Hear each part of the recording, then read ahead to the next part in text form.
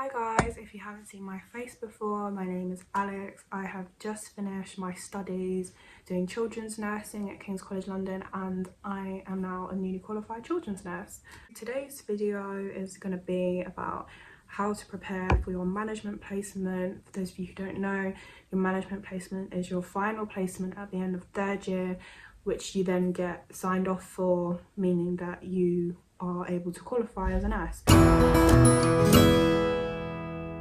So this is the same placement that you have to do across all fields of nursing.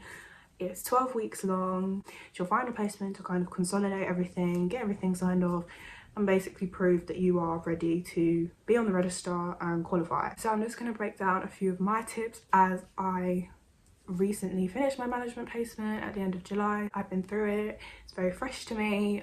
So kind of based on my own experiences and advice as someone that's been through it, I thought I would talk about it for anyone who may be going through that this year or maybe in the future, for more junior nursing students or anyone who may be thinking to apply to nursing in the future. The first thing I would say, this applies to any stage you're at in your course, any placement you're on.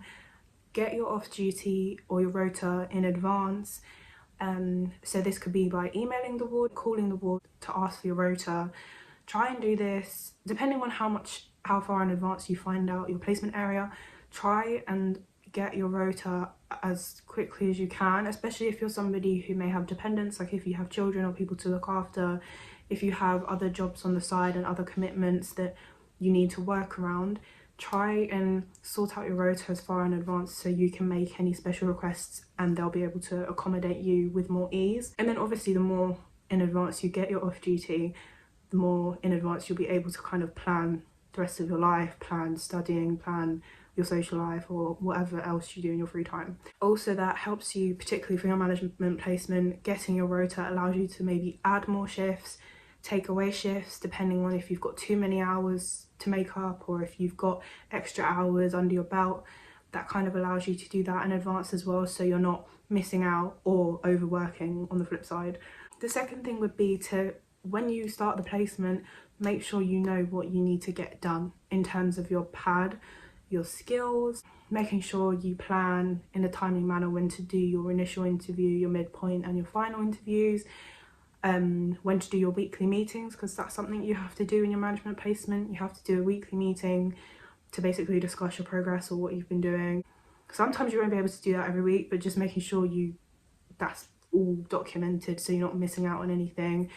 If you've got any outstanding skill, like what I used to do was put a star or a cross next to like my outstanding skills so that I could know what I had left to do, and it was kind of more clear to whoever was signing my pad as well. Making sure you know if you need to get some patient feedback or carer feedback, if you need to do your meds management, like knowing what you need to do and then telling the relevant person, like your assessor or your supervisor, what you need to do so that they're aware as well, so you're not kind of just throwing all this stuff on them last minute when they're busy themselves.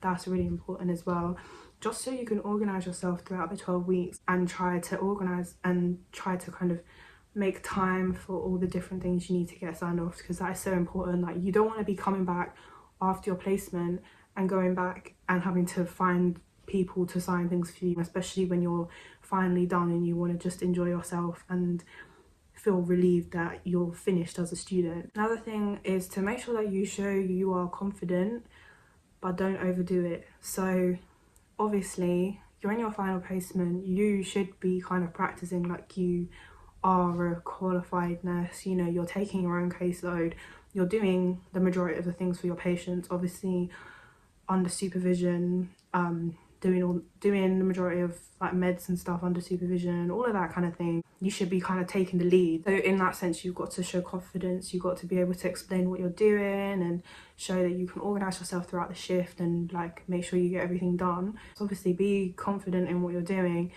but don't overdo it. You still have to prove to people that, you know, you're confident, prove to people that you're ready to qualify. You don't have to be a really outgoing, extroverted person to be able to show this type of confidence, but just by, you know, using your initiative, being proactive, things like that are good qualities to have as a student anyway, but particularly towards the end of your course. At the same time, it is still, even though you're about to qualify, it's still totally okay to ask questions, ask for help, because you don't know everything. You will never know everything. Even if you've been qualified for 100 years, you will never know everything. So make sure that you ask questions if you're unsure, because it's all about teamwork at the end of the day. You're not on your own, you're there, you're supported. Ask questions. If you're still learning, just because you're at the end of the course doesn't mean that it's the end of your learning opportunities. Like, there's so much more, there's so many more ways that you can grow. So yeah, make sure you're utilizing all the help and expertise that you can get from any members of the team if you're unsure about stuff. And then speaking of team, you're there for 12 weeks. 12 weeks is 3 months. It's a long time. You're going to be working along a team of people for a long time. Get to know these people, interact with them. Like, try not to just keep yourself to yourself, you know. Make friends with other students. You can support each other, integrate yourself within the team, within people with different roles within the team. So not just the nurses, you can get to know like doctors, the domestic staff, the ward clerks, everything. Like, chat to everybody. It's such a nice way to kind of just get to know people, especially if that's somewhere you're going to work, or you're staying in the same hospital, or you're even going to work on the ward that you're doing your management placement on. Just get to know people, and then you just kind of feel more comfortable, and they feel more comfortable with you, and it becomes more of like a friendly environment. It's not that kind of like nerve-wracking, hostile environment that you might feel at the start of a placement when you're new and stuff. And with students as well, support each other. You're all going through the same thing.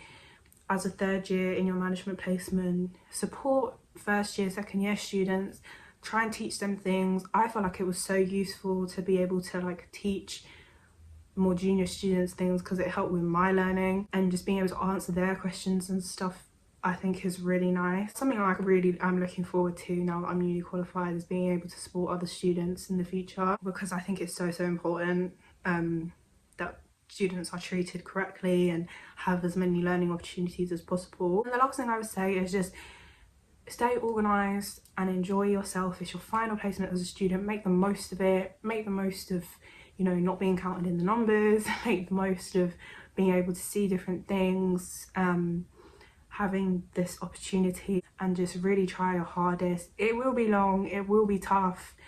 You might still have uni work to do at the same time, which could be quite stressful. It'll be nerve-wracking because you'll be waiting on results and things like that, but it will be absolutely fine. You just have to be yourself and try your hardest and just prove that you're ready to qualify, basically. But yeah, that's about it really. I hope that advice was useful for you guys. So thank you for watching the video, and I'll see you in my next one.